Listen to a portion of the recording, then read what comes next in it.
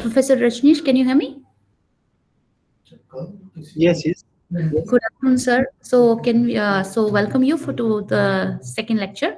Buddhist. The title is Buddhist Ontology and Epistemology, and the students have joined. Some are going to join in a while. Also, they are in the process. So I would request you to start with the session. The session is being recorded. Okay.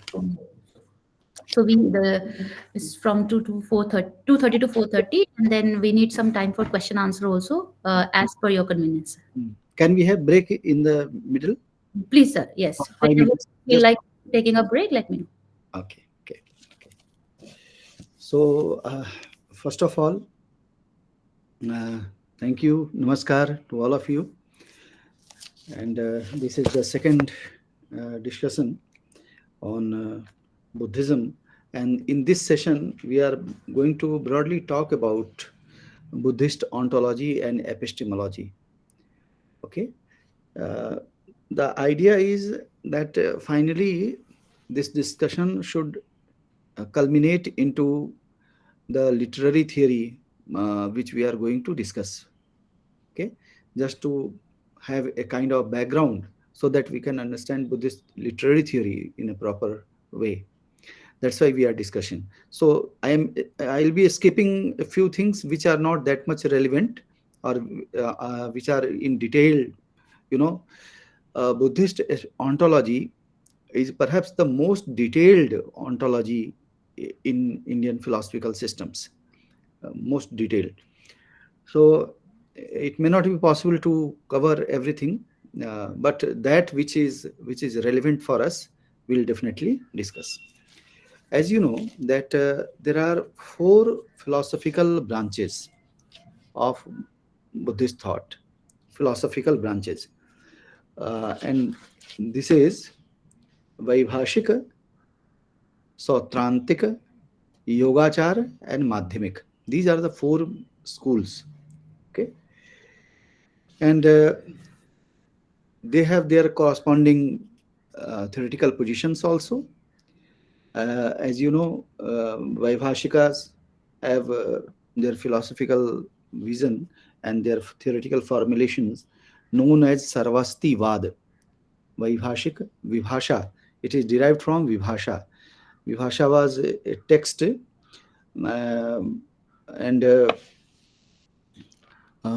if you go into the history of Buddhism, you'll have during this fourth Buddhist council that took place in Kashmir, you know, this Vibhasha Shastra was composed, and it has a grand commentary by Katyayani Putta. Okay, this is called Jnana Prasthana. Okay, or Mahavibhasha Shastra. Yeah, this is how it got very expanded. You know, very exhaustive text. So there are two broad categories of this Vibhasha school. One is called Gandhari school, and another is Kashmiri school. Okay, and so they created vast literature, of course, vast philosophical literature, and then you will see that this that's why the followers of this texts of this text are called Vaibhashikas, followers of Vibhasha. And the theoretical position is called Sarva Asti Vad. Sarva Asti Vad. Literally, it means everything exists. This theoretical formulation um, posits that everything is existential. Everything means that which is outside and that which is within us, internal and external. I'm sometimes surprised to see this kind of similarity that in Kashmiri Shaivism, you also have the same theoretical position that is known as Trik Darshan or Prativigya Darshan. They are also philosophers of Kashmir Shaivism. They are also arguing for existence of everything, whatever is, uh, I mean, that you call it mithya or a construct or real or unreal, whatever. everything is existential. For example, a very common example is given, the experience of snake in rope in darkness. Okay, in darkness, when rope is lying and we perceive it as something like snake, right? Now, even this experience or this cognition is contradicted later on. Okay, when you throw light or so, then you see that this is simply a rope, this was not, but in the first stage, we get scared when we perceive it as a rope, as a snake. There was no doubt that this is something different from snake. Okay, and that's why we are scared. So that is that is important, that is important. But the cognition is contradicted later on. Okay, that this is not snake but only rope.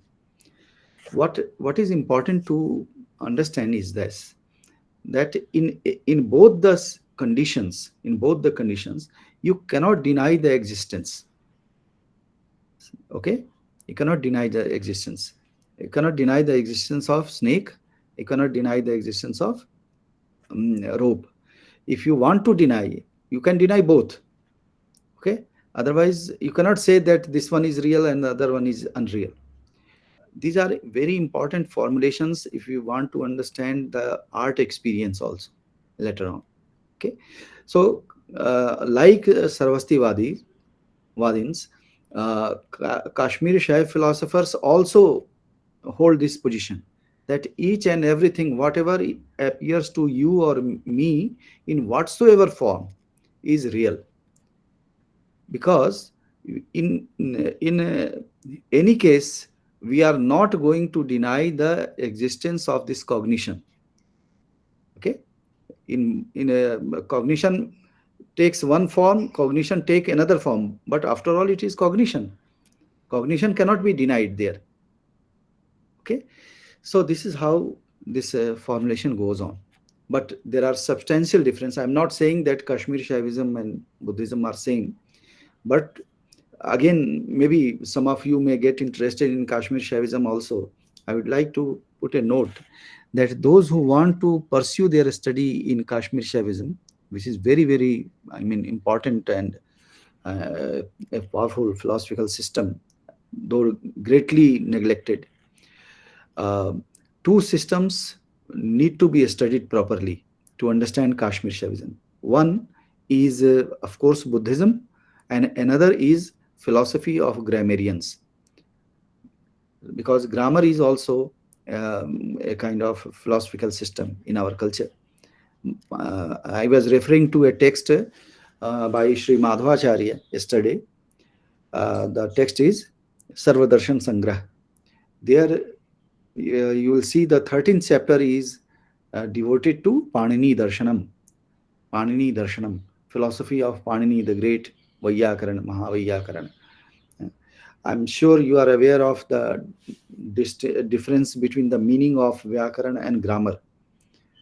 Okay, but I'm using the word grammar for the sake of convenience, though Vyakarana is something different. Something different. Vyakriyate vitpadyante anene iti. It's a science of analysis. It's a science of analysis. So that's why the methods which the grammarians developed is equally applied to other disciplines also. The two disciplines, logic and grammar, are considered as meta disciplines in our culture. Meta disciplines, because they are applied in a number of disciplines. So Paniniyam Kanadam cha Sarva Shastropakarakam. This is how it has been said, that Panini and Kanad both are our acharyas, the greatest seers, scholars, whose formulations, whose theoretical positions are, or the process of analysis is equally applicable in other thought systems as well. Okay, so this is how Sarvastivad is established. And this is the theory of the Vaibhashikas. Vasubandhu is a great acharya of this system, who is considered as the second Buddha. You can understand his importance, Vasubandhu, right? And his text is called Abhidharma Kosh. Abhidharma Kosh. I'm coming to that the meaning of Abhidharma in a moment. So Abhidharma Kosh is like a encyclopedic work, explaining the terms and theoretical positions of the Vaibhashikas. Okay, we have two. There are two phases in the development of Vasubandhu as a philosopher. One is, of course, a Vaibhashika. He is also equally important as a Vijnanavadi Acharya. Okay, Yogachara. I mean, initiated in Yogachara school also, and he acquired the same very prestigious position in Yogachara school also. So very important Acharya for our purpose. The second is called Sautrantika, Sutta Pitak, who have derived their philosophical position from the Sutta Pitak. Three Pitakas are, Vinaya Pitak, Sutta Pitak, and Abhidhamma Pitak. These are the three caskets in which the statements of Buddha were compiled. So this is called Sutta Pitak, and that's since they derive their theories and understanding of Buddhism from this source, that's why they are called Sautrantikas. They have been referred by later acharyas also as Sautrantika, as like Sarvastivadins, like this. Their theoretical position is called Bahya Artha Anumeya Vad. Bahya Artha Anumeya Vad.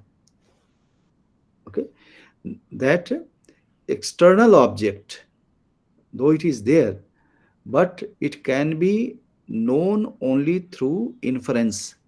Bahya Artha, external object. Anumeya, that can be only inferred. They are not the they are not in the domain of perception. Since why they are saying this because the thing is in its a flux, universal flux. It's a going on, change is going on within them. So you cannot perceive them, grasp it through perception. It can only be inferred. It can only be, though we see it, but we can only infer. Knowledge of that object can only be inferred, since in no two successive moments object is same. Okay, so it can be inferred only. Third is, do you remember Heraclitus in Greek philosophy, who was also arguing like this? Heraclitus, that you cannot dip twice in the same water. Since water is flowing all the time, you cannot dip twice in the same water. So this is how it goes on. Third is Yogachara. Are you noticing that these classifications are mainly text based? So Vibhasha, that's why Vibhasha Shastra, that's why they are called Vaibhashika. Sutta Pitak, that's why they are called Sautrantika. And Yogachara, because Acharya Asanga, very, very, very important Acharya, scholar in this school, whose text is called Yogachara Bhumi. Yogachara Bhumi. And that's why the school is called also Yogachara. And the philosophical position they have taken, and that is very, very important for our further discussion, is Vijnanavad. Vijnanavad. I'll be explaining. Here it simply means that Vijnana or cognition, that only exists. That is only the real object. Okay. The object which we see outside is nothing more than this cognition that has taken shape of that object. Okay. So external object is almost a kind of construct. It is not real. Real is this cognition that has uh, I mean, made appear, that is the cause of appearance of such objects outside. Otherwise there is nothing outside, everything is within. This vijnana is very very important aspect. This takes the form of the external object, otherwise external object doesn't exist at all. Then comes this Madhyamika school. I'm not, please think about it. We are not discussing it, these schools historically. Okay, it's not historical. It's based on text. Then we have fourth one is Madhyamika. Madhyamik, Madhyamik Shastra, Mool Madhyamik Karika is the text composed by great Acharya, great philosopher Nagarjuna, first century around. And why it is called Madhyamika? Because Buddha advocated for the middle path. Yesterday we had discussed this, the golden mean, what Aristotle says, in the middle path. Shunya is the middle. Shunya is middle. Shunya is the middle. And that's why this Shunya became the philosophical position of this school. Okay, Shunya also means that the object is devoid of its a specific self nature. Okay, why it is so? Because all objects are product of some causal factors. Pratitya samutpada, yesterday we discussed, Pratitya theory of relative causation. So object takes form, or it is a product of this causal process. So 3, 4, 5 objects together come and then form a particular object. So if we try to understand, if we try to determine a certain the self nature of that product, you will find nothing. You'll find nothing. It is just like peeling off, onion, layer after layer, and at the end, what do we get? We get nothing. So this is how it goes on. So this is called Shunyavad. Shunya is the ultimate principle because it is in conformity with the preaching of Buddha, Mahatma Buddha, and also it assimilates all the contradictory categories like positive, negative, both, and none. Yesterday we discussed a little. Today we'll have more discussions on that. Fine. So these are the basically 4 philosophical schools and their theoretical positions. Now you will see that the ultimate element, or the substantial or fundamental element in Buddhism, ontological element we are talking about, is called Dharma. Okay, Dharma. And it is said that ye dharma hetu prabhava hetum tesham tatha gato hyavarat avadaccha yo nirodho evam vadi mahashramana. Mahashramana, Mahatma Buddha. He had taught about 3 things only, Dharma, then Hetu, and then Nirodha.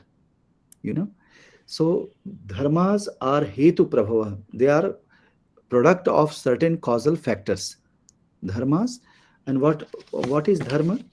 Dharma is the most fundamental, subtle, that is non-divisible now, element of external and internal objects.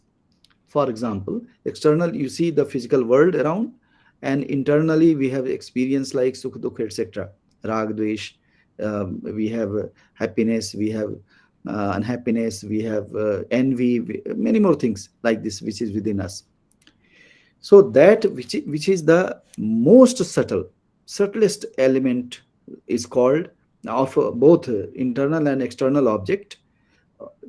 Please try to understand, we are saying object not only in the sense of physical object outside us, object is also applied to the our experiences also, sukh dukh, etc., happiness, sorrow, etc.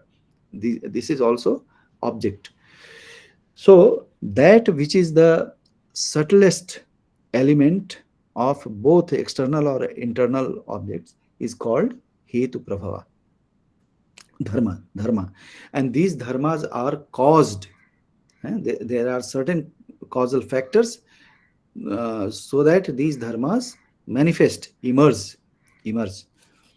So second is हेतु, ये धर्मा हेतु प्रभवा, हेतु से प्रभाव मतलब उससे उनका विकास होता है, उनका जन्म होता है.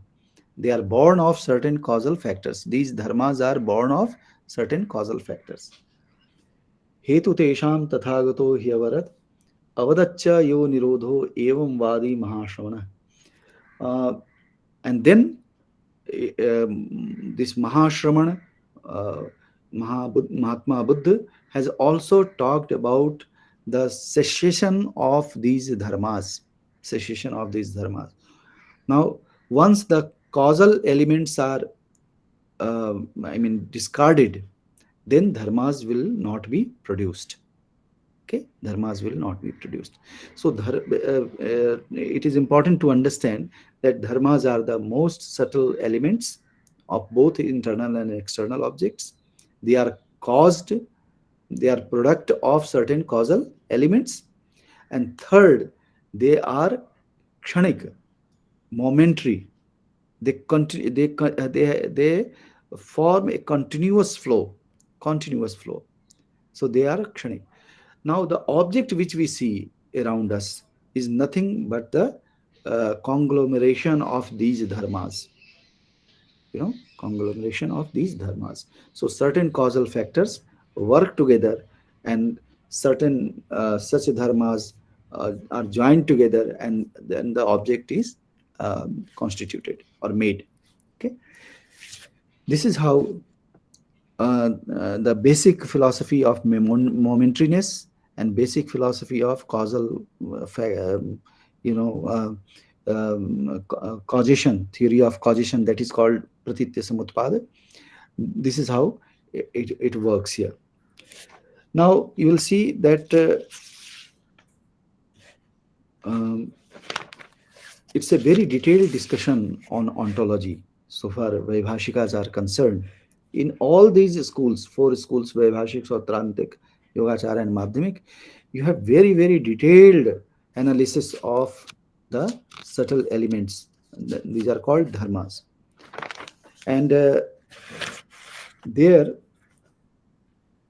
in this Vaibhashik school, you have the classification of dharma in 2 ways. One is called Vishayagat, pertaining to the objects, internal or external. And the second one is called Vishayigat, the one with the reference of that who knows them. Okay, Vishayagat and Vishayigat. This is how it goes on. Now, you see, when we see a pot, that pot appears real to us. Okay, yatharth. At the pragmatic level, there is no harm to accept it as something which is real. Why it is so? Because it is competent to perform, that pitcher is competent to perform certain actions. It can hold water, for example. It can hold water. So earth, this is technically called earth kriya karita. Earth kriya karita. That the object is capable of performing certain acts. Okay. So in this sense, we call them yathartha. Okay. So how to know this? Sarvastivadins or Vaibhashikas are saying that the world is independent and it can be known through perception. Okay, the object the world is there, real, and it can be known through perception. And this world is also have two dimensions. One is external, in which you have picture, tree, and other things outside, and another is internal. uh, Internal in the sense that you have sukha or dukha or any other thing. So in other words, external and internal is known as bhut and chit padarth. Bhut padarth, external object, है ना? External object, and chitta padartha, chitta object, that is internal.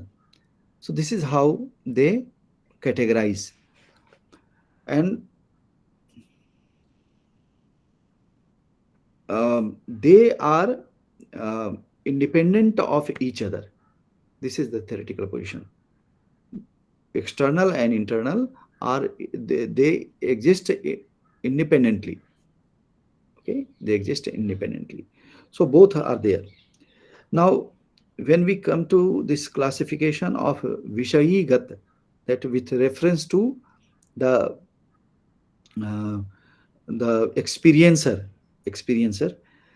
then you will see that there are skandhas, five skandhas. I think yesterday also we discussed a little this aspect. Five skandha, and I'll be explaining it. Then 12 ayatan, and 18 dhatu. Okay, so 5 plus 12 plus 18. This is how Vishayigat classification is done in Vaibhashika. And so let us first explain this. Particularly this Panchaskandha is important for us, which we'll be referring to in our coming lectures. Panchaskandha is nothing new, but what we have been discussing during from the Upanishads time is that the world is made of name and form. Jagat kya hai? The world is constituted of name and form, naam and roop. Naam roopatmakam jagat. Okay, naam roopatmakam jagat. Now, this is the contribution, I think, of Buddhist scholars, that they expanded these categories. These two categories are expanded in Buddhism, right? So you will see that Panchaskandha is, in fact, first, it is we are in fact trying to classify dharmas, you know. So dharma is broadly here. There are so many things how to tell you. First of all, Vishayigat, okay. Vishayigat, you have all these three categories, 5 skandhas and all. There is another parameter to classify the dharmas, and that is acceptable in all the systems. Sanskrita dharma and asanskrita dharma, right? Sanskrita dharma and asanskrita dharma. The Buddhists have altered the meaning of Sanskrita here, you know, that which is created by certain causal elements, and the product of such a causal process is called Sanskrita dharma. That which is dependent on the pratitya samutpada. Okay, such objects which are the end product of this causal process is called Sanskrita dharma. Okay. Second, asanskrita dharma, that which is independent, that is the basic, and there we don't see any change, any alteration. Okay, this is called asamskrita dharma. So for example, akash is asanskrita dharma. Okay, but for example, chariot, is asanskrita, because it depends on other causal elements. If you do not have such elements, you cannot create made a chariot. Okay, so this is something like this. Now you'll see that under asanskrita dharma, you have only nirvana. Nirvana is asanskrita. The idea is to get rid of this causal bondage, you know, and also to know something which is not dependent on the causal factors. Idea is to know asamskrita tattva, asamskrita dharma. So nirvana is the ultimate goal. Yesterday we have been talking about that we are not after getting the knowledge of that which we have created through our knowing senses. The idea is to go beyond where these knowing senses or epistemological framework do not interfere between the knower and the object of knowledge. They do not mediate between the two, right? Atma is said as in Nyaya, Jnanadhikarana Atma. Atma has no, dependency on these epistemological means. It can perceive directly, okay? But in the since epistemology comes in the middle, it may or may not, we don't know. We have to examine these epistemological means, their competence, you know. So it may present the object as it is, but there is every possibility that it may reconstruct the object for us. And that's why when we know something through perception, when we know through something the same object with inference or verbal testimony or analogy or many other means, each time you will see that the nature of that object, the cognition of object will certainly differ. Okay, not maybe in both ways, qualitatively and quantitatively. By the way, when we say I know this ghat, I know this picture, aham ghatam janami. Okay, let us complete this, then something will be easier. Let me ask this question. When we say I know this pot, I know this picture, what do we know about it? Though we are claiming that I know this pot or picture, what do we know? Where are the participants? They may record. What do they know about it? Yeah? I hope they are listening. Yeah? What do we know? When we say aham ghatam janami, I know this pot, what do we know about it? You can We know we know the okay, one by one. Just One unmute. minute. Swati, you can unmute. And please note it down, these observations. so we know its shape and color. That means quality and maybe the structure. Okay, shape and color. Okay, fine. Yes, quality and structure. That's all. Laura, you want to And add? and utility. Yeah, the functions that you mentioned. Right. Arth kriya karitva. Technically, it is called arth kriya karitva. Okay. Three things we knew about this pot. Anything else?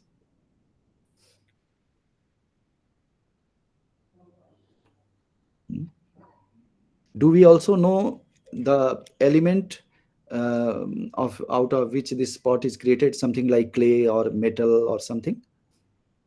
Is that also the part of this knowledge? For pot, yes, we know, but if it gets complicated, we might not know. So, Okay, but it is made of certain elements, certainly, huh? Whether it is yes, metal or yes, wood or earth, huh? Anything. yes. What else?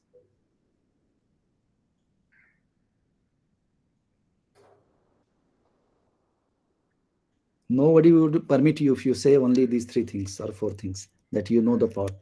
Then don't claim also. Is that everything? We might know what is the function of the pot, or That we have recorded. Yes, that we have recorded. Khushi. Arth kriya karitva, right? We know the name of that object. Name of The the Very good. That it That is changed. called, It, it is called ghat. That's why name is also the part of it. Yes. that it changed in the time. It can be, broken, or Right, right. we know that it's changing every time. So it has three phases: before its construction, then when it is constructed, and when after its construction, I mean post construction, maybe destroyed or so. So all these three phases. Huh? Then what else? We know the name and also the concept. Its concept. I mean, let's say Something if like that its mental image, let us say. Hmm? mental image and its popular use. I mean, for example, okay, this could be a metaphor. Like it's not just name, but its extended meanings and implications. Right, right. Fine. That's all. Yes, sir. Nothing is left now. Hmm? Nothing is left. Uh, we know also its location. When we say this is pot, we also know its location in time and space. And we also know how pot is different from rest of the objects. Hmm? Yes. How do we know the Grecian irony? Right. Shushanji is writing. Huh? I mean, if you keep uh, listing, all the aspects, all the characteristics of this pot, it will be uh, so exhausted that perhaps we will not be able to note down all the aspects of it, because this pot though appears independent, but it is part of this whole cosmos. So that's why it is said quite often that if you know the micro element, you'll know the macro also. Yat pinde tat brahmande. That which is there in the individual, that is in the cosmos also. Now, for pragmatic reasons, we know certain aspects of it, certainly. And but at the ontological level, uh, the object becomes difficult, at least. And you will see the epistemological means which you have applied to know this. There is no um, epistemological means that much competent that can help you to know this object in its totality. Okay, that after that you will say that nothing is left. I know this perfectly. So uh, uh, we can understand that we can see the pot in front of us, but do we see all the aspects of the pot, the other side which is hidden from us? The other side of the pot is hidden from us when we approach through eyes or so. So idea is that though we claim that I know this object, but it is very difficult to establish it in its totality. For pragmatic, for worldly behavior, of course, we need to know the certain aspects of it, certain qualities of it, but ultimately it will be difficult to know. That's why Indian knowledge tradition or intellectual tradition doesn't put anywhere full stop. You keep I mean engage yourself in this knowing process. Begin with jigyasa, beginning with jigyasa, that is desire to know, and it doesn't end. It ends only in neti neti. Not this, not this, not only this, not only this. There is something more to be posited, something more to be uh, added. So this is how this approach kept this intellectual tradition alive. There is no dogma.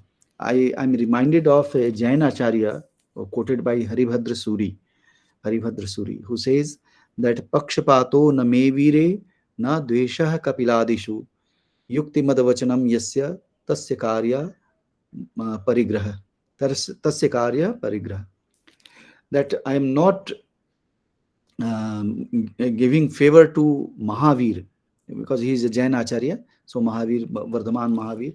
So he's saying that I'm not favoring Mahavir because I am also a Jain. That's why our Acharya says whatever is correct. Pakshapato na me vire na dvesha kapiladisu. And not I am envious of Kapil, etc. All those Acharyas, Kapil and other Acharyas, Sankhya Acharyas and other. Yukti madavachanam yasya. Yukti madavachanam yasya. The statements of those which are statements which are consistent, logical, tasya karya parigraha. So those scholars who have given a statement and which are logical and consistent, they may be accepted. Only they may be accepted. And this kind of thing we have seen earlier also in Yask Nirukta. There is a unique concept of Tark Rishi. Tark Rishi. Tark itself is given the status of designation of a Rishi, seer. And the idea is that all these great seers are now living. So people are worried, then who will guide us? Then these rishis drop this, leave this behind. Tarka. Tarka means logic, logical reasoning, logical reasoning. So they said that now this Tarka will be your guru, your teacher, and do whatever you do. First, examine it logically, and then accept and incorporate it in your behavior. So this is how it goes on. So idea is to avoid every aspect, every element of dogma. We are not after dogmatic knowledge. So examine it properly. The life of Buddha is itself is a great example of this approach. So here the world is constituted of name and form. This is Panchaskandha. Name and form is further elaborated as Panchaskandha. What are these? Panchaskandha. Skandha, I told you yesterday also, this is a combination, a set of five elements. So first is Rupaskandha. Rupaskandha. Rupa means form, literally form. But there are two etymological interpretations which we have discussed yesterday also, if you remember them. Rupyate evhir vishaya, and the second one is Rupyante iti rupani, etc. So that through which objects are determined, that is also called Rupa. Okay, and that the object itself is also called Rupa. So these two meanings are there. And then this Rupa is determined through our knowing senses. So it ultimately signifies our physical body, right? And these five knowing senses have their respective domain of operation. For example, Rupa, the form is grasped only through eyes. Okay. In the same way, taste is grasped through tongue. Touch is experienced through skin. This is how it goes on. Now, the second to fifth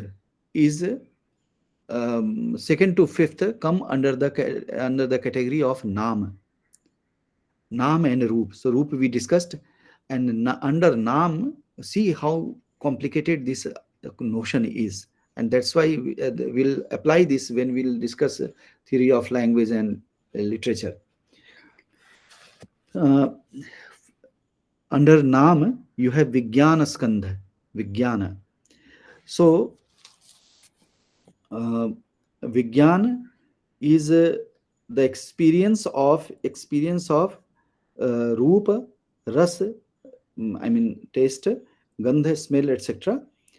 And also the same, also the experience that I am the experiencer. I am the experiencer of these things. This is called Vijnana Skandha. Okay. Then comes Vedana Skandha. Vedana. Vedana literally means feeling. With, it is derived from the verb root with, jnana, experience. So through Vedana we know um, happiness, sorrow, you know, uh, and also a kind of what we call it, um, uh, indifference, you know, all such things are perceived here. Sukh, dukh, na sukh na dukh, both, yeah? All these experiences are here. Then comes sangya skandha. Sangya is that which helps us to ascertain the actual form. Actual means yathartha form of the object. And when we know the object, in its actual form, real form, only then we name it. So sangya is a naming process also. Okay, sangya, as we said, this is ghat. So naming it is the process of this sangya. It is like uh, associating the object with a particular name, a particular generic class, etc. When you associate the object with a name and a particular generic class, naam, jati, etc. This is done here. Then it is Sanskara skandha. Fifth one is Sanskara skandha. It is generally when we accept object, we and we name it as with certain names. We name it. We know it by certain names in the Sangya skandha. Then what happens? We we form a kind of association, mental association with these objects. These all are mental, you know. But at this stage, sanskara skandha, we grasp the subtle form of that experience, and that experience is stored in our self. Okay, that forms an imprint in our self in the form of memory or so, you know. This is called sanskara. We never forget it, depending on the intensity of the experience, intensity. So I remember a very famous poem by by Wordsworth, titled Daffodils, you know, that he says that he has seen these daffodils long back, you know, long back. It is not that he's looking at them and then recording in the poetry. No, he has seen them long back, and the experience of these golden daffodils, dancing daffodils, is within his self, in the form of sanskara. Then after many years, after a great interval of time, then there is an urge, they manifest in his inner eyes, the way he says it. They reflect in my inward eyes. This is how he says. So it keeps reflecting. You know, once the sanskaras are stored there, it is very difficult to get rid of them, good or bad, both. You know, the idea is to be completely nil of such sanskaras. Nirvana is not about positive or negative. Nirvana is getting rid of both. Okay, shunyata in that sense. Imagine an ocean which has no waves, no waves, no kind of disturbance, no disturbance.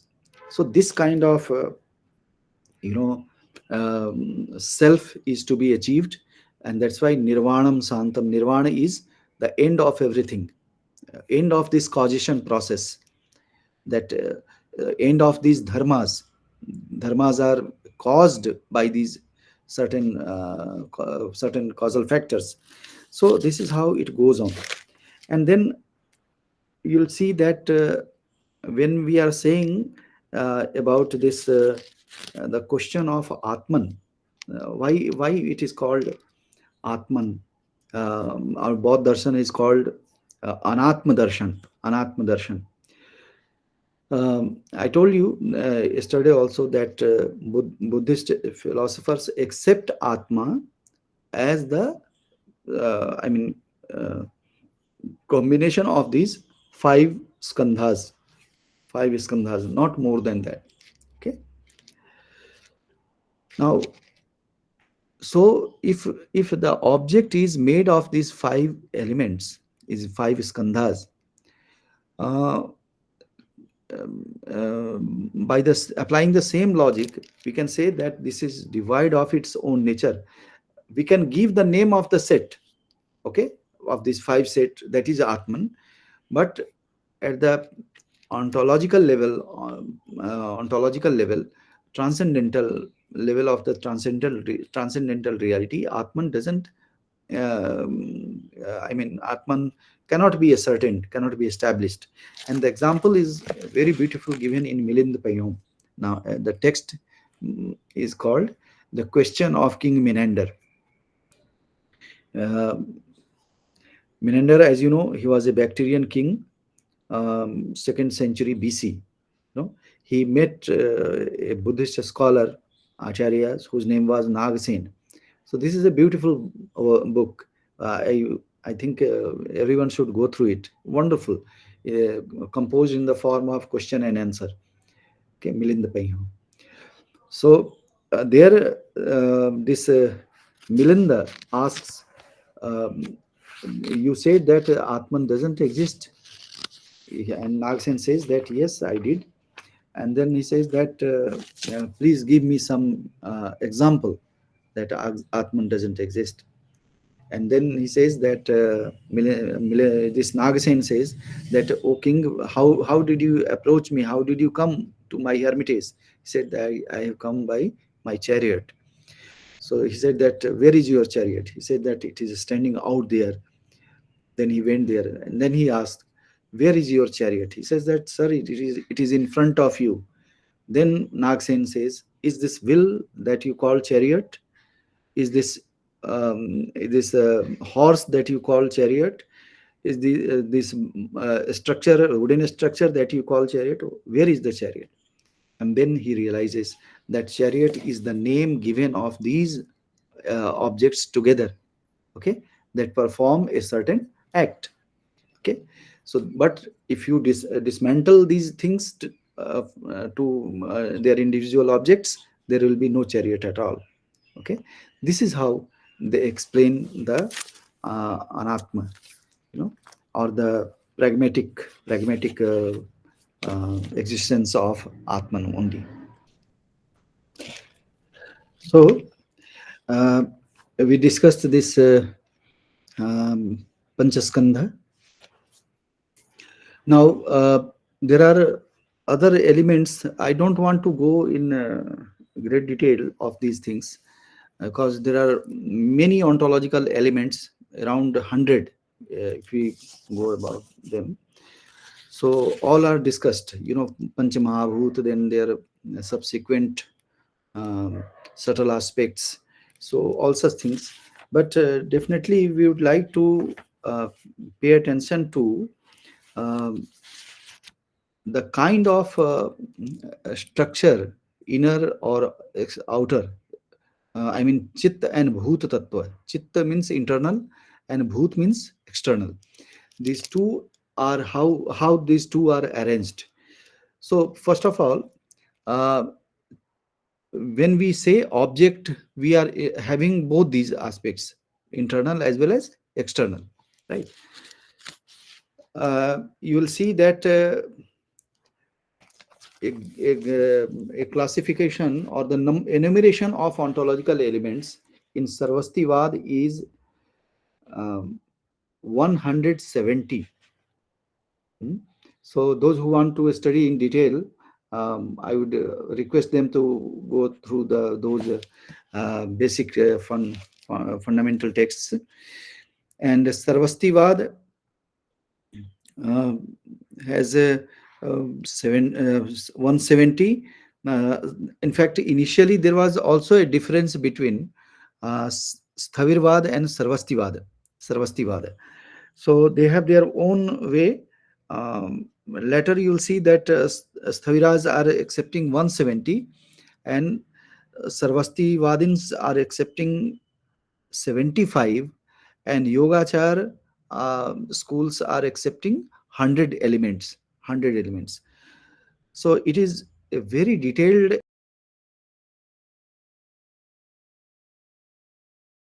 20, 75, and 100. You see, depending on the different schools of Buddhism, right? Now, some are of course common between Sthavirvadi and Sarvastivadi and Yogachar, naturally, because they are taking but they keep incorporating the other elements. And finally, when we come to the Yogachar system, then you will see the uh, elements are 100. And you see both broadly these elements are categorized into Sanskrita Dharma and Asamskrita Dharma. Sanskrita Dharma is said Sanskritam Kshanikam Yatah. That which are momentary are called Sanskrita Dharma. Okay, Sanskrita Dharma. And those which are not born of or product of causal elements, but they are simply there, like Akash, for example, ether, Akash. So they are not born of these causal elements. They are there simply. They are without motion. So such elements are called asamskrita. So asamskrita elements or dharmas in uh, Yogachar and Sarvastivad and Sthavirvad, they differ in number. And also the Sanskrita Dharma, in this we include Roop, Chitta, Chaitsik, and Chitta Viprayuk. These are the technical terms. So we need not go into these details, otherwise it requires the full lecture on this. So the idea is to just show that um, in Buddhism, ontological elements are in fact most exhausted. It is an exhausted list. No other philosophical system has posited these many in among the Indian philosophical systems. But I would definitely say here also that there is a possibility to reorganize these elements, which the later logicians, later philosophers have done it. Okay, these are the initial phases of enumerating the ontological elements. Okay, then when we come to this Sautrantika school, the founder exponent is called Kumar, who is in second century CE. Okay, as we pointed out earlier also, that they derive their system from Sutta Pitak, they think is more authentic than rest of the others. So it is Sautrantika. That's why they are designated as Sautrantikas. And their philosophical position is Bahya Artha Anumeyavad, which we have discussed. Now, with this, we come to the very important branch of Buddhism that is called Yogachara. Yogachara is important for our further discussion. Yogachara, generally, it is said that Acharya Asanga, who was the elder brother of Vasubandhu. Please remember, these two acharyas are very, very important. Acharya Asang is the founder exponent of this system.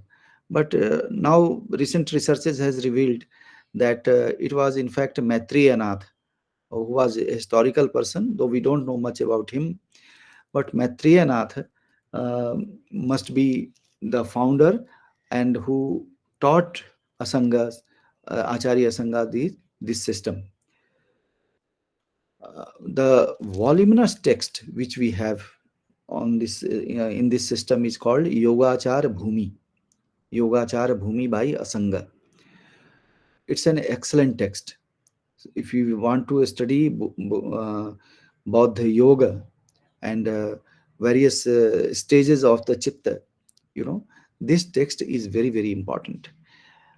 And sometimes one may wonder that before this Yogachar, at least we were having this position that everything is real, internal or external. Then, as Sarvasti Vadin said, then Sautrantikas argued that external reality is there, but we cannot know it by perception. We can only infer it. That's why they call it Bahya Artha Anumeya Vada. Now, here is the position. There is nothing outside. It is only the Chitta. It is the Chitta, the inner self, the cognitive being that is within us, that is only the real, and this being, this cognitive self, manifests multiple forms, and that we see in the form of object outside. Outside object, outside reality is simply a kind of imagination. It's a matter of imagination only. Okay, our mind constitutes these realities for us. Otherwise, there is nothing outside. That's why they are also called pure idealist. In the Platonic sense, ideas, pure ideas. So pure idealist, nothing outside. There is no existence of the objects that we see outside. They are also, then they were asked that when we see tree or pot or something, is there no object as such there? They said that no, it is your cognition that takes form, that has formulated these things for you. Otherwise, there is no pot, there is no tree, there is nothing outside. So this cognition which is within us may take form of multiple things, even there is no outside substratum. Okay, that's why they are also called Niralambavadi. Niralamb, without any substratum outside. Okay, generally the position is that there is pot outside, there is a contact with our eyes to that object, we receive the impression of that pot, we receive it, and our eyes sends this signal to within ourselves. Then there is a processing, and then we know the object outside there. Okay, so there is a source of knowledge outside. We have internal apparatus competent to know, and there is a contact of our knowing sense with the object, and the impression is received and analyzed, and then we know this is pot or this is tree or whatever. Okay, but here is a very different position. There is nothing outside. I mean, one can see how close it is going towards Vedanta. Vedanta also says that Jagan Mithya, Brahma Satyam Jagan Mithyam Jivo Brahmaiva Napara. That this Jagat is a kind of construct. It is not real. And but there is fundamental differences also. But you can see where you can distinguish these philosophical systems. On one hand, you have the existence of cognition only, and this cognition takes multiple form and formulate the world for us. Okay, and then this is saying that the outside world is just a kind of uh, a kind of figment of our imagination. It is fictitious. The other school is also saying, Vedanta is also saying, there is no reality outside. There is no reality in the form of the Jagat world. Okay, but they are approaching from different fundamental background. They have their own theoretical background to approach and say this. So at one point you can see similarities, but also there are distinctions as well. Now, when we come to compare it with other thought systems like Kashmir Shaivism, the position is same there.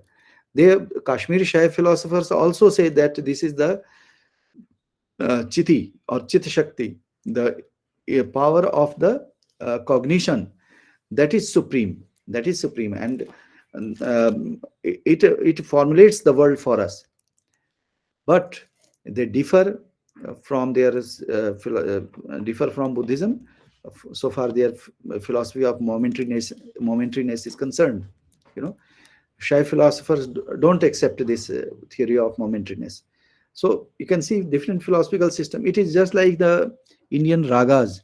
You know, Bharatiya rag hote hain na, musical compositions systematized in a way that are very, very important.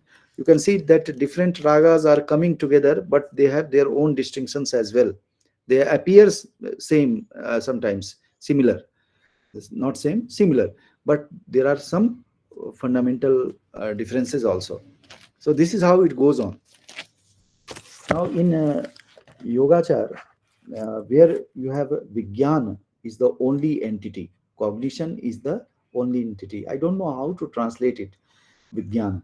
It's very difficult, but there are other synonyms of this term like Chitta, Man, Vigyapti. Chitta, Man, and Vigyapti. These are all synonyms of Vijnana.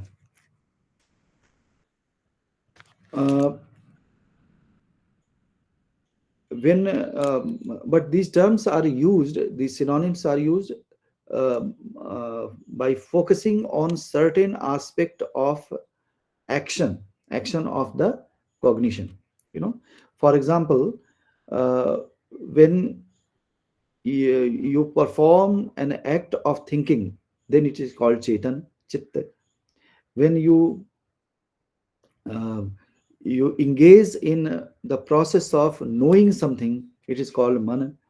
And when it grasps the object of cognition, it is called Vijnana. You remember that object of cognition is not outside it, but it formulates for itself and divides itself something like the object of knowledge and the cognition itself. In this Lankavatar Sutra, this is a text of Mahayana Buddhism, so-called Mahayana Buddhism. It is said, Chittam manascha vijnanam sangya vaikalpa varjitah vikalpa dharmata prapta sravaka na jinatja. This is Lankavatar Sutra 3.40. And it is Chitta, Man, and Vijnan that are synonyms here. Again, in Lankavatar Sutra, this is Gatha 145. There it is said that Chittam vartate chittam chittameva vimuchyate chittam hi jayate nanya chittameva niruddhate. That this is the chitta that has inclination towards certain objects, that we have certain association, we feel association with certain objects. And this is the chitta that is finally emancipated, liberated from this kind of inclination, right? There is no other object except this chitta. Chitta formulates this object and get associated with that. It formulates itself, the object, and gets associated with this. So ultimately, the liberation of chitta is from the object that it has formulated for itself. there is no other object that is born or that could be uh, destroyed. Chit is the only substantial ontological element. This is the position. Okay, and that's why Vasubandhu, who was earlier a Vaibhashika, who came in the under the influence of his elder brother Asanga, and finally, at a time he had criticized very bitterly this Vijnanavada. But when he came to know the real essence of Vijnanavada, Vasubandhu became a Vijnanavadi also. And his famous text is called Vigyapti Matrata Siddhi. Vigyapti Matrata, only Vigyapti is real, Siddha. You know? Vigyapti means this cognition Vigyapti. So this is how it has it goes, and this chitta has two forms. It divides itself into two forms, grahya and grahak. Grahya, the object to be grasped, object to be received, and grahak, the that aspect that receives it. Okay, I cannot help citing a parallel sutra from Kashmir Shaivism, and that is Swechaya Swabhittau Vishwam Unmiliyati. That Chitta Shakti, that Chitta, the goddess consciousness, supreme consciousness, that manifests this world out of her own sheer free will on the canvas of herself only. On the canvas of herself only. Okay, so this is the Chitta that becomes grahya and grahak, tan nana anurup grahya grahak vedat, and the same universal consciousness divides herself into two parts. One aspect is called receiver, and the other part is the object to be received, grahak and grahya. So here also you see, but again must tell you here that these two systems come close to each other, but there are fundamental differences also. So chit has two aspects. One is grahak, receiver, knower, and the other aspect is the object to be received or object to be known. Okay, so these two aspects are there. Then you will see that there are seven or eight forms of this Vijnana. Okay, Vijnana. First of all, this is important, huh? So we cannot skip it. Vijnana has a on the basis on the different stages. Vijnan is classified as 7 or 8, and coming to that, 5 Vijnanas are associated with our knowing senses. 5 knowing senses like eyes, ear, ghrana, nostrils, jihva, tongue, kaya, body. These are 5 senses. Okay, eyes, ears, tongue, then nostrils, and then skin, kaya, skin. 5 knowing senses, and they have their own corresponding objects. Like eyes can grasp or form rupa, shrotra can grasp sound, ghrana can receive only smell and fragrance, and jihva, taste, tongue, and touch is perceived by skin or kaya. So these are the five Vijnanas are relating to the 5 senses. Okay, 5. Then 6th is Manovijnana. Beyond this, there is mind, manovigyan. And mind is, though I know both are not equivalent, but we'll designate it as mind. So mind is called samantar pratyaya. Samantar pratyaya means that which is in between the external knowing senses, and the internal, the inner self. So it is in between. So whatever is received, that is processed and sent through to the inner self. So this is manovigyan. Chitta, man, and vigyan are its forms, and those experiences are processed through this manovigyan, received and processed. Then seventh one is seventh is klishta manovigyan. It is same, the process is same, but it is the processing of the experiences and arriving at certain conclusion. Okay, in manovigyan, it is only correlating the experiences with the inner self. Here we process and come to certain conclusion. This is right or wrong, this is good or bad, like this kind of conclusion we have, dear or not dear. eh? This kind of experience is processed and concluded here. Then comes the eighth one, and that is called alay vigyan. Alay vigyan. This alay is also equivalent to, alay means storehouse consciousness. This is sometimes translated like this, storehouse consciousness. Alay is the real chitta, real vijnana. Let me explain one more thing, that in Buddhism, chitta is very, very specific. The word chitta. Buddhist scholars, Buddhist scholars derive the word chitta from the verb root chi. Chi means to collect. Chinoti. This is how this word is formed.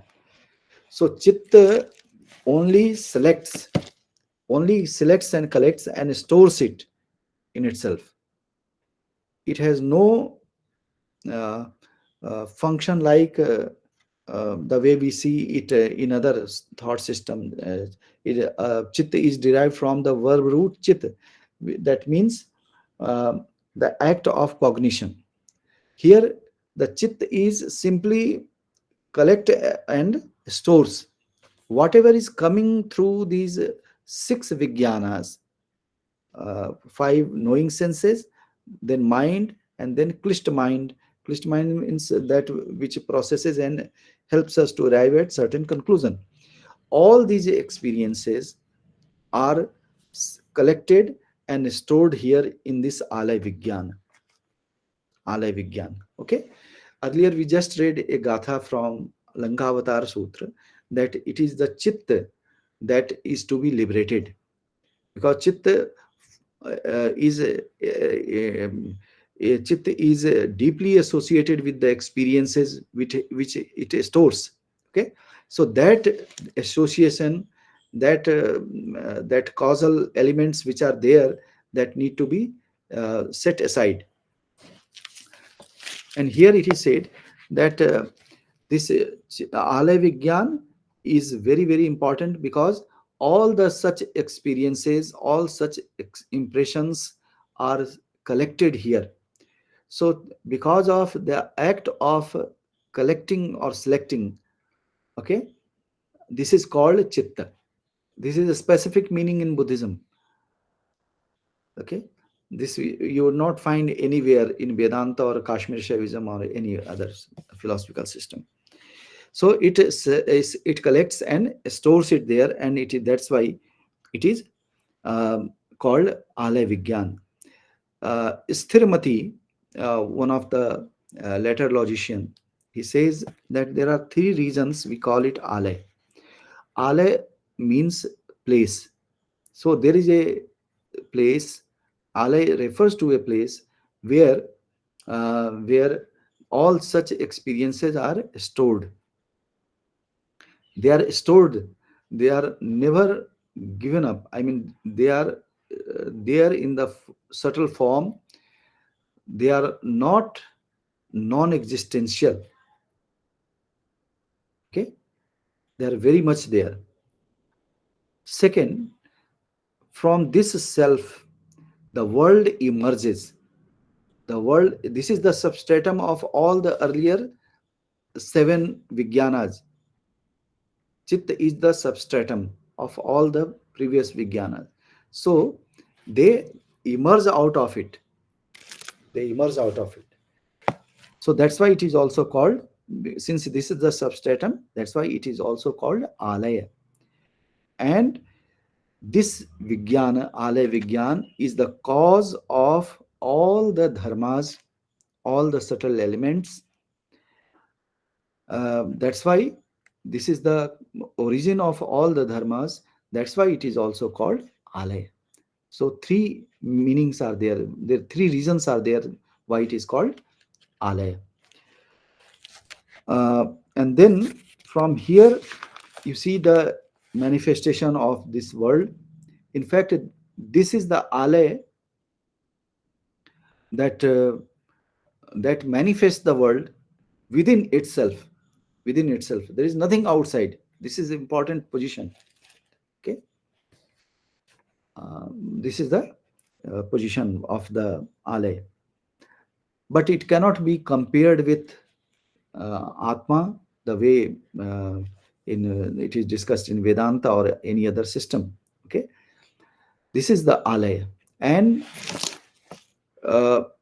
you can imagine this alaya like an ocean, troubled ocean. You know, high waves are being formed. All these hetu prabhava dharmas are originating from here, and this is how the world is created. This is how we feel about them, that the world is suffering, full of suffering, or this suffering can be eradicated, like this, you know. So ultimately the liberation is what we understand liberation in this context is that we need to achieve a kind of a state where the causal elements are subsided. Once the causal elements are subsided, then there will be no wave of dharmas, dharma santan. The continuity of these dharmas and the world will cease to exist, and then that ocean becomes very calm and serene. Okay, so this is the chitta that forms these objects and get associated with that. Object means the world within itself. It is not outside, within itself. And then there is a kind of suffering begins with this, you know, formulations and all disturbances takes place. So ultimately the chit is to be liberated. Liberation simply means there is no further movement or waves or so, and the ocean is completely calm and serene. This is what we call nirvana. Then we realize that this is nothing but the cognition or the Vijnana. That is the only ontological element. This is how it goes on, right? Now, when we come to this shunyata of madhyamikas, then we'll see that can we take 5 more minutes to complete this? Yes, sir. In Madhyamika's position, you know, the great Acharya exponent is Nagarjuna himself and his whole tradition. Then you'll see that here the text is Madhyamik Karika, and many more other texts are also composed. I am not going to in detail of those things, but it is important to understand their uh, uh, ontology and epistemology. Uh, Jagat, the world, is of course a kind of imagination, fictitious here also, and it is true only at the uh, um, pragmatic level. It is true only at the pragmatic level, not on transcendental level. And then he says that this is the chit, as we say in Vijnanavad, that this is the chit that is manifested like this. But here we have some different position.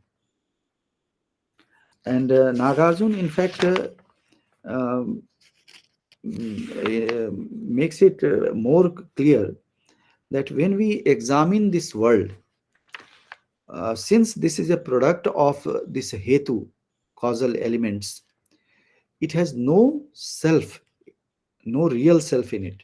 There is no substantial nature of this world. Okay, and let me see if I can do it. Or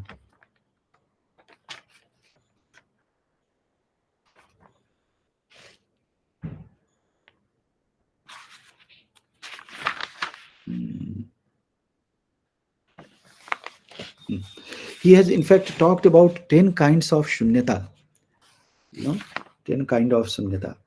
I don't know whether I'll be able to complete it or not, but broadly one can say that shunya is free from extremes, and there are 4 basic categories of our thought. That's why we were arguing yesterday that better to examine our means of knowledge. Well, they may be competent or incompetent. We cannot impose the limitation of these epistemological frameworks on reality also, and say that that which cannot be mapped through these epistemological frames is not real. Okay, so Meyadhin Manasiddhi, yesterday we remember we talked about it, and Nagarjuna says that you can determine an object only in 4 ways. Okay, only in 4 ways. What are these? Asti, that which is present, it is existential. Then Nasti, it is not present, it is non-existential. Maybe Tad Ubhayam, both it is Asti and Nasti at the same time. And fourth, No Bhayam, Na Ubhayam, it is neither Asti nor Nasti. So denying both positive and negative. First, positive, negative, both, and none. These are the 4 categories through which we establish the object, whether the object is there or not.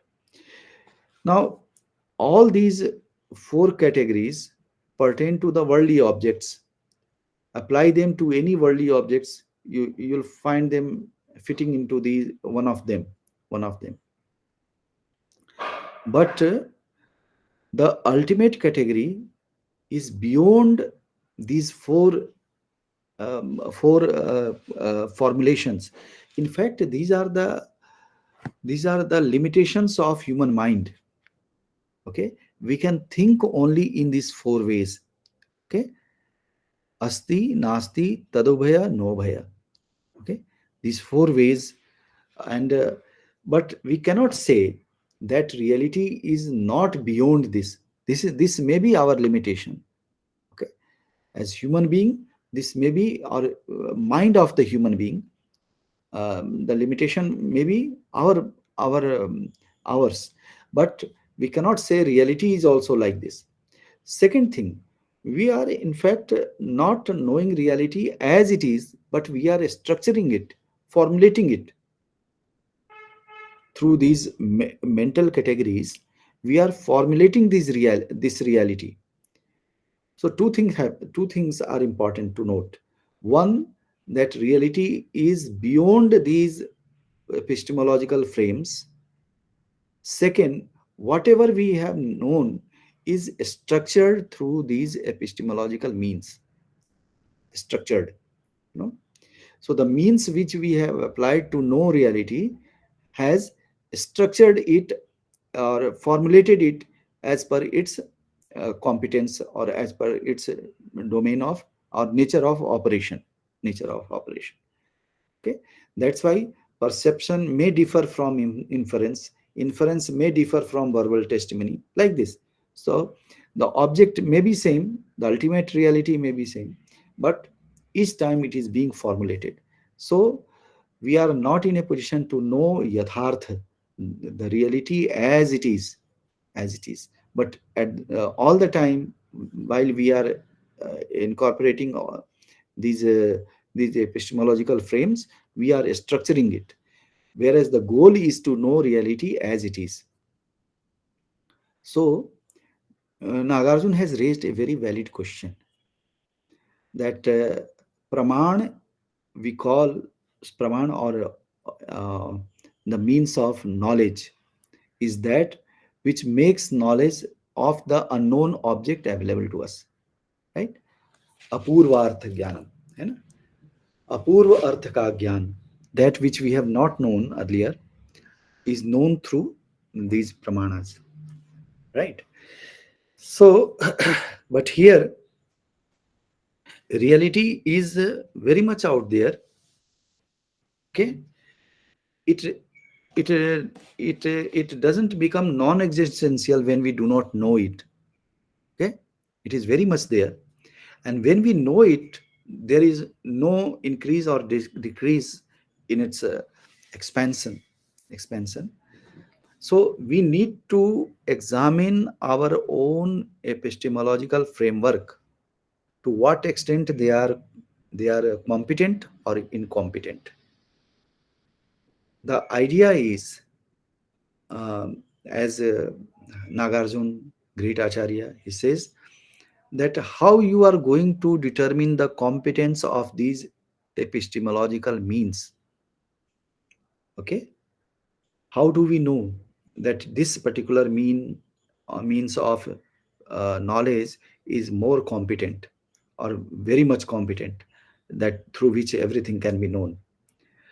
Well, the moment you try to examine, for example, perception, then perception will become the object of knowledge. It will no longer be the means. Did you grasp it?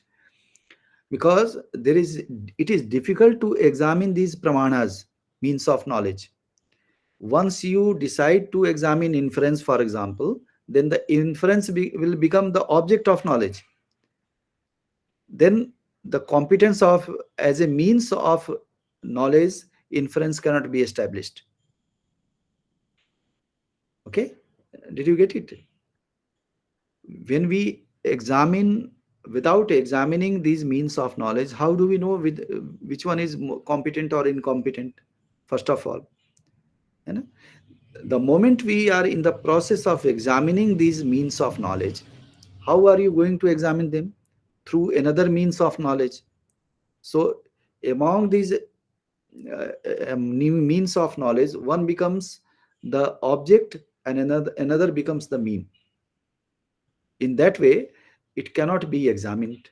So the question remains that we are not in a position to know the competence of these means of knowledge, right?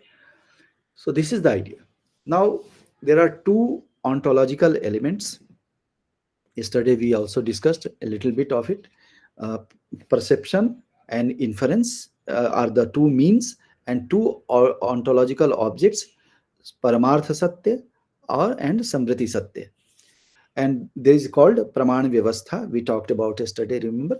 Perception has its domain of operation for Paramarthik Satya, and here we have for Samritik Satya we have inference or Anuman. Only these two. Now, this would be wrong to say that Buddhists didn't accept other means of knowledge. They did accept it, but they have incorporated it with Anuman. Okay? Because perception is direct, Anuman is indirect means of knowledge. We see a smoke and we infer fire. So, fire is not seen, it is only inferred. So, the knowledge of fire becomes indirect. Okay, so all other except pratyaksha, all others are indirect means of knowledge. That's why Buddhists have incorporated them under Anumana. Got the point? Only perception is free from mediation, though this is also a means of knowledge, but I am arguing from the point of view of Vijnanavadins. Please remember. Okay, they say that perception has its domain of Samritik Satya or Swalakshan or Paramarthik Satya. We discussed this yesterday. If you go through that note, Swalakshan, Samanya Lakshan, these are the terms used by the Vijnanavadins, and Paramarthik Satya and Samritik Satya is used by the Madhyamikas. Dve Satya Samupashritte Buddhanam Dharma Deshana. These are the two truths, Paramarthik and Samritik. The way it has expounded by Mahatma Buddha. So then what is perception? Yesterday, I think ma'am was asking regarding this. What is perception? Perception has very unique definition in Buddhism. Cannot be compared with the definition of perception, pratyaksha in other systems. Dingnag in his Praman Samuchaya, the text is called Praman Samuchaya. The text is no longer with us. It was burnt when the Nalanda library was burnt. The text also, manuscript got burnt. We have no original Sanskrit text of Pramana Samuchaya. It is only available in Tibetan translation. Bhot Bhasha, we call it Bhot Bhasha. And please don't, but this has got currency these days, Tibetan Buddhism and all such Buddhism. There was nothing like Tibetan Buddhism. It was particularly the Nalanda school of Buddhism. You see, the earlier acharyas went from Nalanda. So it is better to call it Nalanda Buddhism instead of Tibetan Buddhism. So, but in Bhot language, its translation is available with two other Bhot commentaries. And it has been translated into English by Richard P. Hayes. The Praman Samuchaya of Dingnag is translated from the Bhot language into English by Richard P. Hayes and published by Clover Publication, London. Right. So you will see that what is, and in this text, Dingnag, this is a text of Epistemology, Pramana Samuchaya, as the name itself suggests.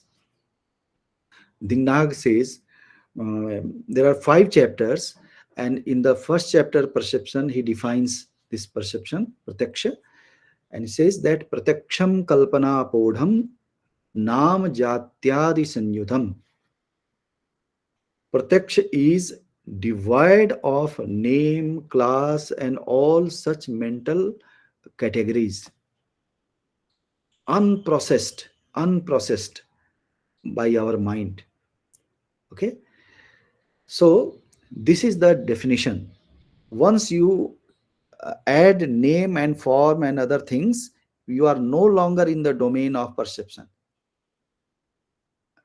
Okay, we are in the domain of inference, because mental processing has started. Mind has started creating the world for us. Mind has started processing and formulating categories for us. Okay, so this is not the domain of inference, perception. Okay, now this perception has four aspects, four types: indriya pratyaksha, perception relating to our knowing senses; second, manas pratyaksha, perception relating to our mind; yogi pratyaksha, perception related to the uh, trance; and swasamvedana pratyaksha, perception relating to the self, the self. Huh? All these four are the levels of perceptions, and this is simply a matter of meditation. Okay, this leads us towards experiencing the object, experiencing the self. No, there is no object outside, it is simply the experiencing of the self. So through this perception, and please remember what we call perception in general sense, indriyartha sannikarsha, as it is discussed in Nyaya and other systems, Nyaya, that there is an object out there, and our eyes has a contact with that, and we receive impressions, and then we know the object, what it is, savikalpa and nirvikalpa kind of perception. In that way, here the savikalpa perception of the Nayayikas, we call it dharma dharmi bhav. And dharma, the essential element, and that essential element that reside in certain substratum is called dharmi, dharma dharmi. What is dharma and dharmi? uh, ghatatva, ghatatva, potness, something like that, potness. This is universal class property, potness, that is common in different individual pots. Okay, potness, treeness, in common in all the trees, that's why we call it tree. So this treeness is the dharma, and tree is the dharmi, that in here, in which this inheres, resides. So this is called dharma dharmi relationship. Once this is, according to other philosophical systems, dharma dharmi at one, in the first stage, though it is there, but it is not visible, manifest. So that's why it is called nirvikalpak, where name and forms are not yet known, manifest. The second stage, called savikalpak, where we are quite confident of its name, form, etc. The relationship between dharma and dharmi is manifested. Now, Buddhists are not using pratyaksha in this sense, that there is dharma, there is dharmi. Okay, because ultimately this is the self that is manifesting, in the two forms. So in manas pratyaksha, indriya pratyaksha, manas pratyaksha, yogi pratyaksha, and swasamvedan pratyaksha do not involve any kind of mental processing and formulating name, class, etc. Once the object is named, we are no longer in the domain of perception. It is the mental processing that has associated that object with particular name. So we are in the domain of inference. Now, Shabd, that will be our next topic, when we discussed Buddhist theory of meaning or literary theory. Shabd is included under Anumana, because that is also an indirect means of knowledge. Indirect means we hear the word, and then we know a particular object. For example, somebody utters the word cow, we hear this sound, and then we know the object associated with this.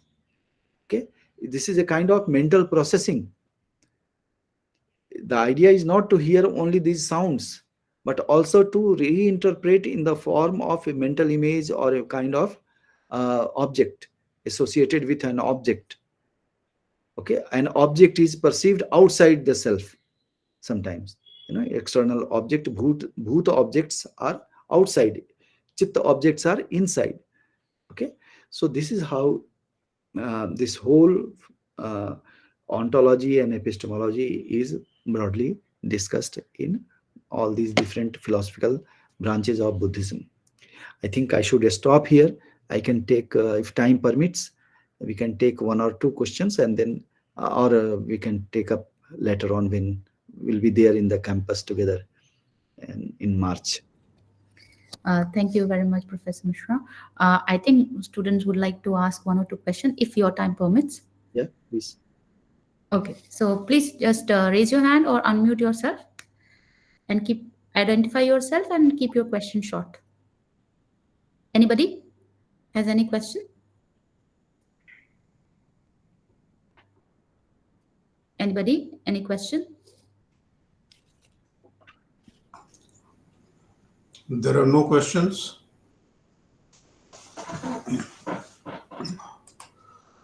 We had a question by Gordana Jovanovic. Are you satisfied with the answer for yesterday's question?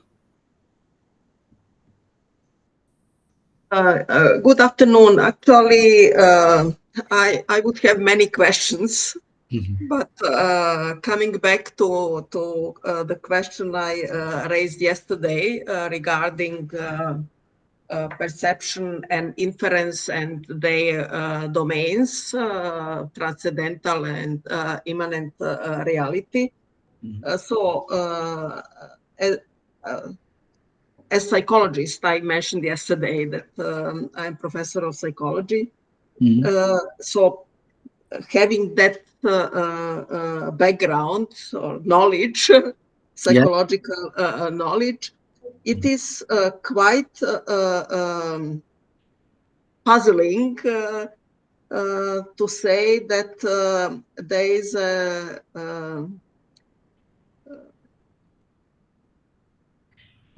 perception which is devoid of name, class, or any other mental categories. Right. Then, if we imagine such a situation, then the question would be, what is then perceived?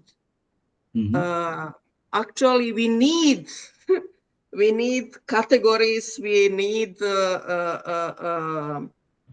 words, even not expressed, but as even also as tools of perception in order to know what we have perceived. So I would say, of course, this is a position, philosophical position. It is assumption or claim, but it is, I mean, difficult to accept it as it is stated, and then. Of course, as you said, this is the perception is the only direct means comparing to other tools of knowledge. Then actually there will be no direct tools or means of cognition, because all are to some extent mediated by some categories, names. So this is let's say how psychology understands so far cognitive processes. So what would be hypothetical answer? Well, thank you very much. Thank you, Gordana, and thank you for your observations. In fact, the necessity is one thing, that we need these categories, but because without these categories, how can we talk about this reality that is accepted? You can formulate many things like this, but ultimately we also know that these are our formulations. So that need to be, discarded at certain level. If we want to go beyond these categories, we call it prapancha. These are prapancha. Prapancha has two meanings. One is that it's a explanatory device. We want to explain this reality. That's why we need these categories. Otherwise it is not possible to talk about this reality. Or then but At the same time, it also means, prapanch also means that which is now being veiled. So this is this reality which we try to know through these categories. It is veiled by these categories itself. The reality which is continuous, uh, omnipresent, something like this, without any division or so, when we apply these categories, it appears fragmented or sees in a sequence or multiple. So this is only a kind of journey, that at one level we need these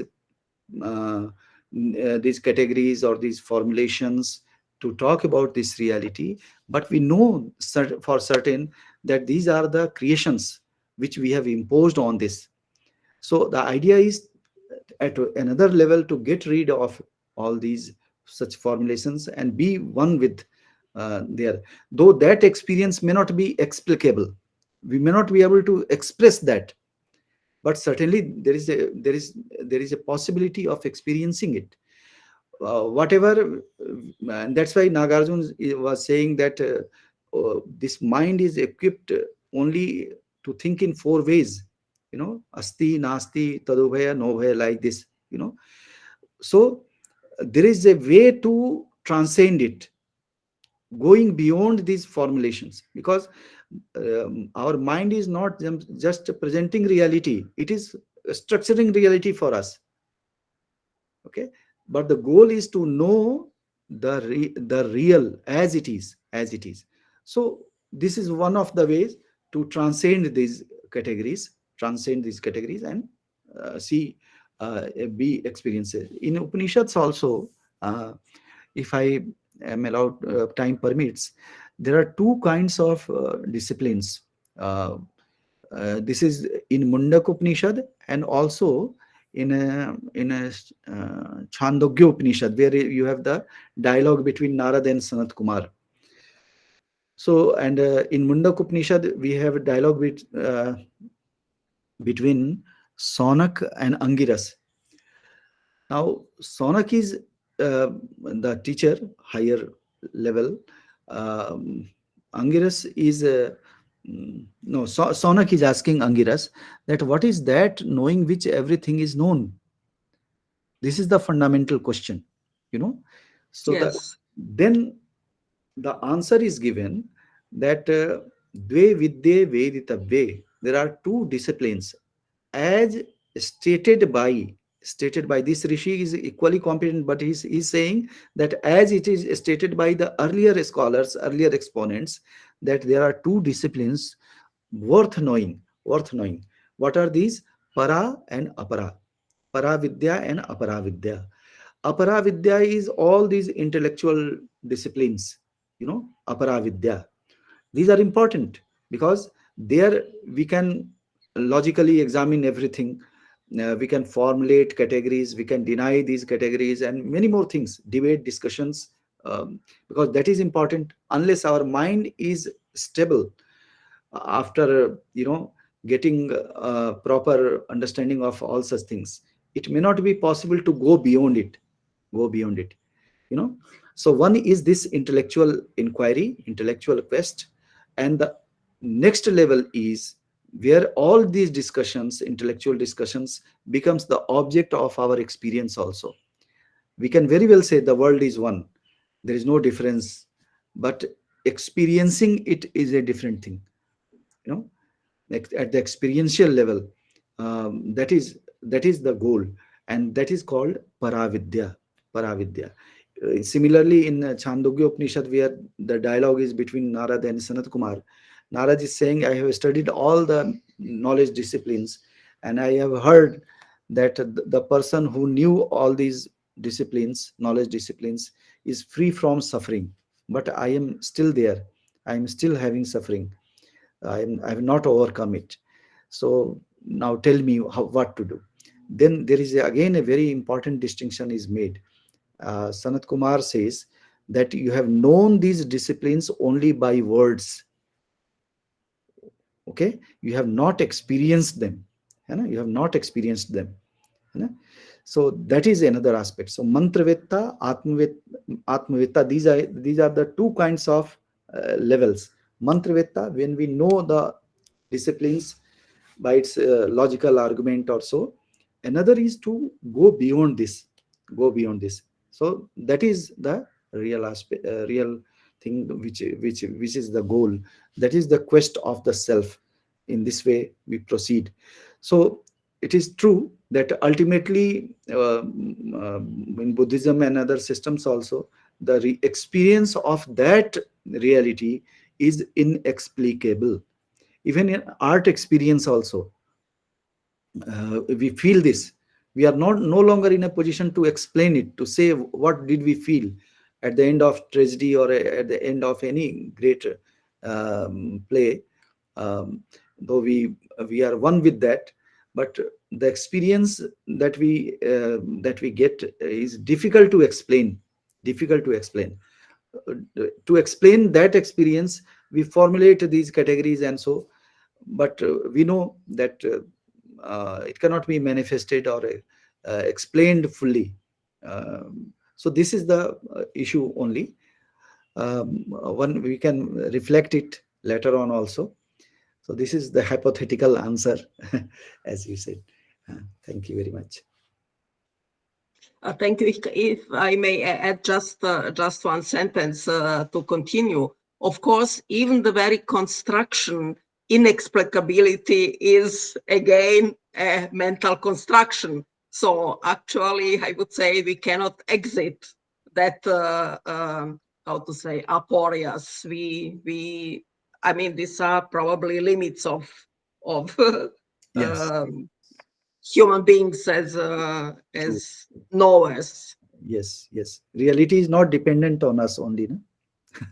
So we need to evolve ourselves to experience that.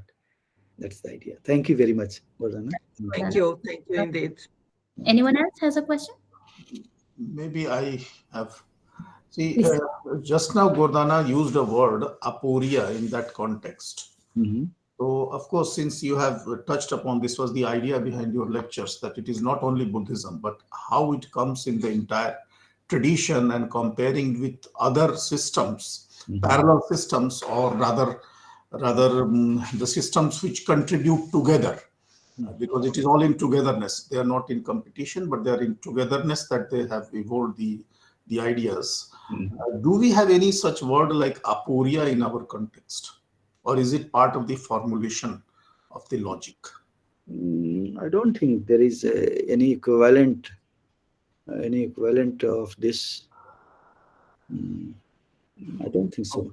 Yes, so that because this is where we have this formulation of logic is slightly different, and the another aspect that maybe gradually we all should work.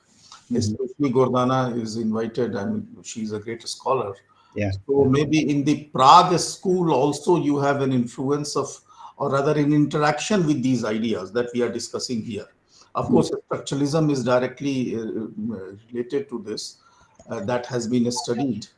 But the Prague school also has an interaction with this. So since you come from that area and if you know those languages, perhaps that will be also a great contribution if you can take up that kind of a study. Or you can suggest some scholars to take up that kind of a study in the context of whatever we are discussing in these lectures. Yeah. What do you say, sir, Professor Rajnish, for your comments? Because you are the expert, I know little about it. So no, it is important that we need to work together. Let us think. So there is the idea is that we are not going to stop somewhere.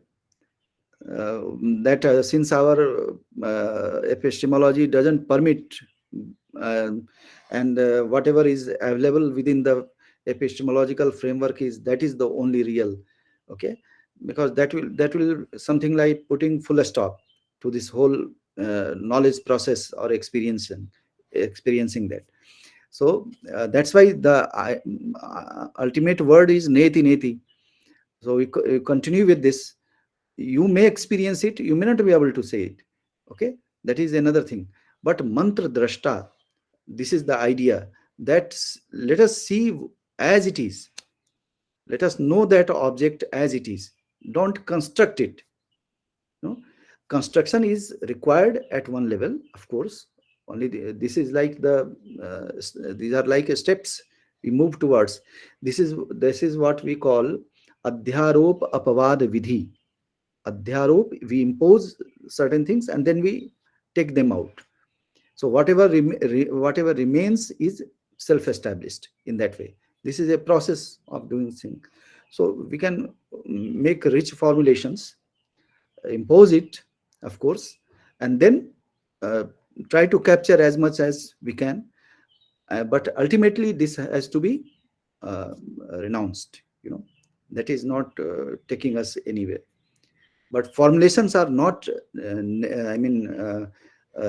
rejected. They are important. They are important. That's why there are two meanings of this, prapancha. Both these are explanatory devices. Yeah, please. There is one more. Laura is there. Yes, sir. So in that sense, because you were talking about also this artistic sphere. So in that sense, we have this logical construction, but then maybe we can talk about this, how to expand the language in the sense of maybe kind of intuitional construction that could be this artistic expression or manifestation. Mhm. Um, what and then in some sense I understood that you say that this experience that you are talking or is formulated is beyond language Mm, or this again depends on your concept of language. uh-huh. Because in the Indian tradition, we have very, very rich, uh, discussion on four levels of language, four levels of vak, as it's called. We'll discuss it in the coming lectures. You know, so by language we don't mean a particular language having the particular name like French, German, or so, or in general also. This is only the fourth aspect, of or one fourth of that real discussion, the actual discussion which has been taking place. So you are right in that sense. We need to transcend this linguistic, frames to experience it, definitely. But Thank you. again, language. We'll discuss this. We'll discuss. This is very important aspect. Yes. Thank you, sir. Thank you. Thank you. Thank you for your observation. It's very good. Both these scholars, Gordana and Laura, thank you very much. Okay, if no more question, then I think we can conclude here, sir. Yeah, please. Okay, so let me formally thank you, sir. Thank you once again for such a vast, uh, I have no words how you have taken us. It's very difficult to explain all the four schools with their key, I would say, unique philosophical tenets, Vibhashika, Sautrantika, Chaithamatra, Madhyamika, starting from their etymology and along with their very, very salient, unique, uh, unique to the school tenets with our students. So I'm sure there are so many questions and there are so many terminologies which are new for them. But of course, they have got a lot to think about. They have it's a very rich foundation for me also to carry the further classes in this subject. And we are very much looking forward to the Shabda Praman, which comes as a part of the Anuman in the Buddhist system, where you will be discussing the theory of meaning and the language in your upcoming lectures. So on behalf of our Nalanda University, and our Honorable Vice Chancellor, let me formally thank you for taking out time and being very generous with your responses to our student. I would also like to thank our Dean, Professor Sushant Kumar Mishra. And before I invite him to say a few words for you, I just would like to share with you that there are many faculty members who have joined. We have Professor G. Mishra, who is the Dean of School of Buddhist Studies here. Sir has also joined us for both the lectures. My And namaskar to him. and Please. also Dr. Smitha is also there. She is also teaching at the School of Languages, Literature and Humanities. And of course, students from both the schools, Good evening, sir. Good uh, evening. Buddhist studies and others have, languages for sure have joined. So now I invite Professor Sushant to say a few words before we wind up. Sir, can you hear me? Well, most of it we have already said, but since you asked me, so just a few things that these ideas that we have discussed and how the different systems see the same issues differently, we need to study that, and then we need to understand the artistic experiences or the literary experiences in these contexts and through these categories, because that is a very important area which has been hitherto almost neglected. Even though it is done, but in a very veiled manner it has been done. When you go through these ideas, you find that in 20th century some attempts have been made. But perhaps much more requires to be done, mainly because only one or few systems have been studied and then ideas have been used. Whereas there is a vast area of categorizing the mental understanding and how we cognize and the cognitive ways of looking at the experiences that we have. As we can see that, when you read the Homeric verses or the old texts, you have a different kind of experience. But is that experience different from what rasa that we get when we read a 20th century novel, let's say, or Leo Tolstoy? So all these aspects are very important, and we need to understand how we cognize, and this area is very important for all of us, so that we can understand to some extent the world literature experiences. So that is why this is all a part of the world literature studies. These are the categories that we need so that we can understand things at the universal level and in a larger context of how we human beings think and experience and feel. Because all these are given three words: think, experience, and feel. Gurdana has already said that there is an overlapping area. So for that, sir, I am grateful that you have taken your time to deliver these lectures. We are looking forward to your visit for further interactions. Thank you. So I would like to have speak a word, Professor Yes, sir, you Mishra. are here. Yes, sir. So Pranam, I sir. must thank Professor Sushant Mishra for thinking ahead of the things that we are doing, because two lectures Professor Rajnish Mishra has delivered are of a standard little higher than the type that we like. It is I don't know how much of it is fully comprehended by the English, like those who are studying world literature, maybe they have understood. But I must say, I thank Professor Sushant Mishra that this is the limit to which they should go. And I must say one or two things about the lecture. I am very happy, Professor Rajnish Mishra. It is so enlightening. And two lectures, not a person who knows only Buddhism can speak. He has to have Nyaya, he has to have Vedanta, he has to have Mimamsa, he has to know the traditions all around. Everything is coming in these two lectures, like spreading its wings beyond Buddhism. That is one thing very good about it. Say last he's talking about Neti, connecting. I was thinking how the Apoha idea is connected to Neti idea. So, and he's talking about why it is called a Madhyamika. Where is the Madhyama Marga in? He's taking an extreme view of Sunyata, but it is Madhyama. He was talking about it. He did not explain it more because there was no time and occasion did not demand it. But we are very, what I want to say, Professor Mishra and Dr. Puja, is these 2 lectures should be given in 20 lectures so that, it becomes Drakya Pak, not Narikela Pak. We have 2 types of Pak in our tradition. So I must thank you, Rajnish, for such wonderful lectures. We hope you will come and address all our students. Such occasion is being planned by Professor Sushant Mishra. Thank you, Sushant, for such a, bringing Rajnish here. Thank you a lot.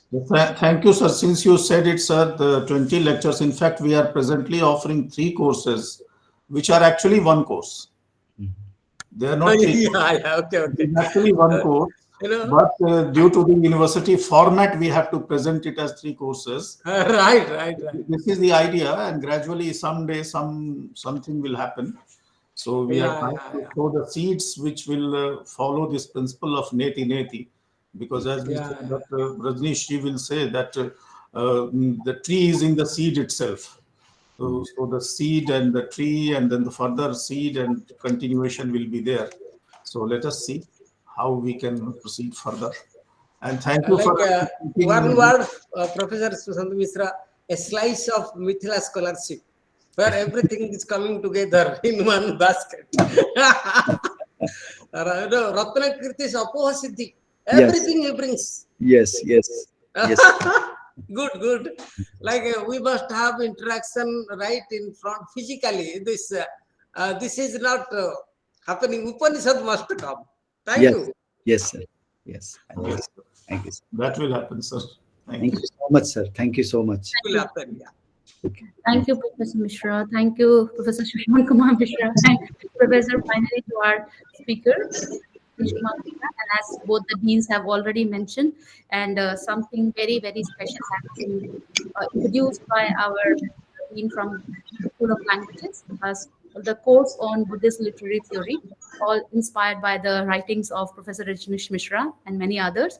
And sir, we are really looking forward to have you in person, as both the sirs have said, so that we can see the rich tradition of India, how this can be used in analyzing the art forms and literature, and even how our perceptions are all defined and affected by these, and how we can utilize them when we go deeper into the analysis of these texts. So we are really looking forward to you. A formal thank you to once again. And thank you to all the participants, our students, for their active participation and wonderful question. On this note, we conclude, sir. Thanks. Please accept my namaskar, pranam to all of you. Namaskar. I am grateful. Thank you, sir. Thank you. Thank you. Thank you. For helping me in typing all these Sanskrit words. Always my pleasure, sir. Thank you. Thank you so much. Thank you. Namaskar. Thank you, sir. Namaskar.